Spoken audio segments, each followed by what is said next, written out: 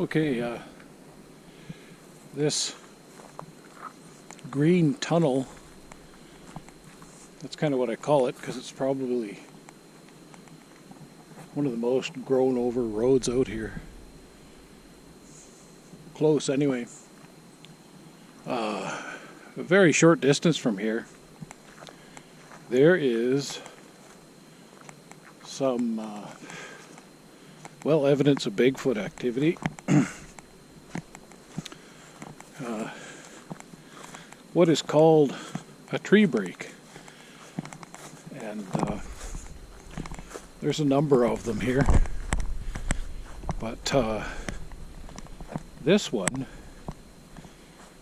appears to be the closest one to the area where they seem to like to, I think they actually nap there during the daytime. It's just a theory I have.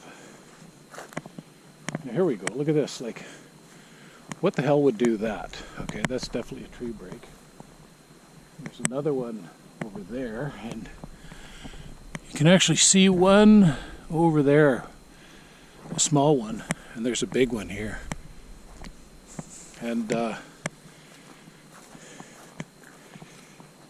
well, I wanted to elaborate on why I'm doing this, this channel and this information,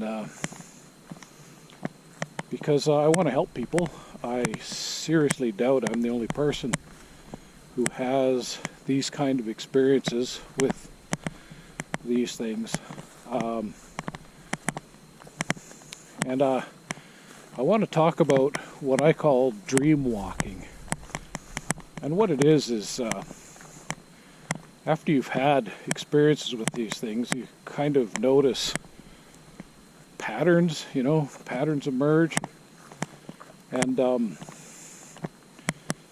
of my earliest experiences with these things was what I would call some kind of dream contact. And, they communicate usually with, images, feelings, sometimes words. Rarely though. Words are probably less commonly used, but and it seems to me that a lot of times these dream walks, if you will, are kind of educational if you pay attention, and this is what I've been trying to do. And the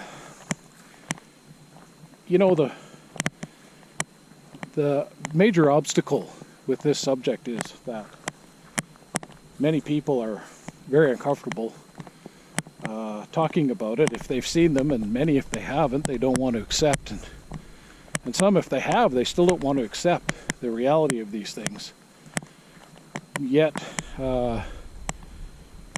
they are here whether you like it or not. It's just a fact. And so anyways, back to the dream, what I call dream walking, or dream lessons, dream sequences, dream contact.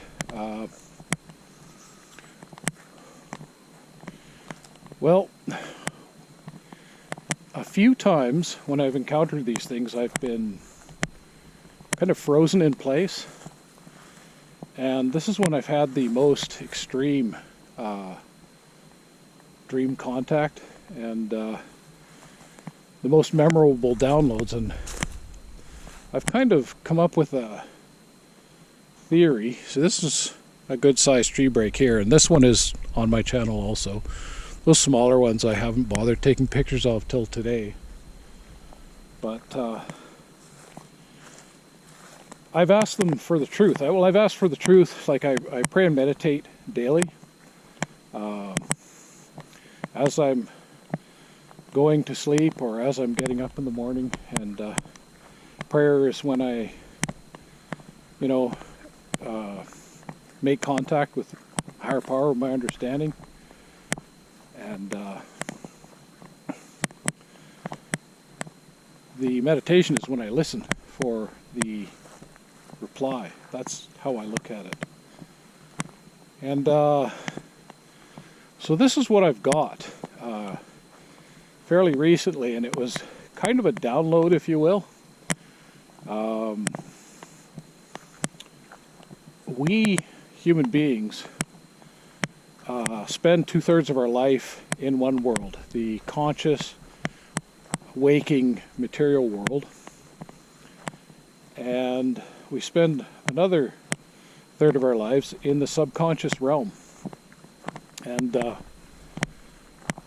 I happen to believe that these Bigfoot and other cryptids are, well, the subconscious realm is their domain. This is what I've come to believe. And it's through quite a few contacts, you know, direct and indirect, if you will. And I believe it explains why many people will have terrible nightmares sometimes after seeing these things.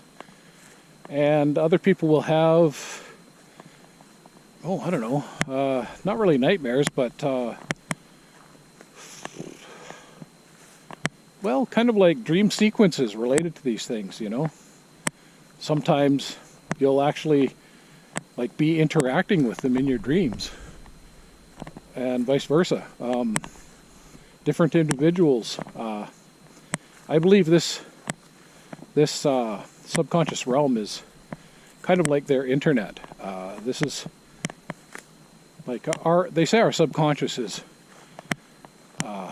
on even when we're conscious, but you know, we're not aware of it. We suppress that aspect of our being because this is what we've become conditioned to do. But things like Sasquatch, they thrive in these areas, and this is how they know that we are, well, in the area. This is how they know our intent. You know, it's very possible that they knew we were coming before we even loaded up the car to go where we're going. Like, you know, we have an image in our mind of where we're trying to go. And if you've had contact with these things, they are familiar with your frequency or your consciousness or whatever, and they see what your plans are. This seems to be how it works. And, you know, this is my theory, and maybe other people have had similar experiences, maybe not. And my experience is slightly different than some. I guess everybody's experience is unique, and so is mine. But I kind of started out on a different foot that most people did. I actually asked for contact. When I was a kid, I was completely, how would you say, not obsessed, but maybe, I don't know, I was very, very focused, hyper-focused on these. When I saw that Patterson-Gimlin thing, but it was on the news, you know, Grady black and white TV back in the early 70s. And it looked pretty darn real to me. You know, I'm no expert, but there was no AI then. And so what I've come to know is it's all about intent. And there's kind of an old saying, I don't know if it originates with natives, but I suspect it might. But I've kind of customized that saying for my own purposes. And how it goes is, if anything happens in the woods, the moose hears it, the eagle sees it, and the bear smells it. And I suspect that with Bigfoot, it's all of the above, and then some. I believe they actually can tap into, if you will, our experiences, our memories, our both of those things. And they know exactly what we're up to. And I have a theory that the abilities they have, when they, for example, vanish right in front of you, it's not necessarily something they're solely doing of their own power, if you will. We are called mankind, and it comes from the word manifest. We are manifest beings, and when we see them and start thinking that we wish we really didn't, because they're quite intimidating, their size, they're usually very heavily muscled, and sometimes their features are, well, terrifying, and sometimes their behavior is terrifying also.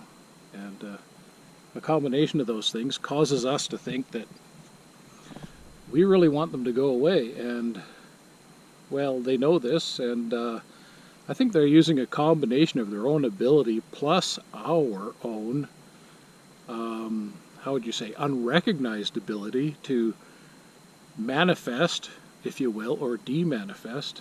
And I believe that this helps them scrub our experience of them, our memory, the images of seeing them from our memory. This is why I think it's so easy to suppress experiences we've had with these things. It's two-part. It's not just them doing this. It's a combination of our own comfort level, if you will,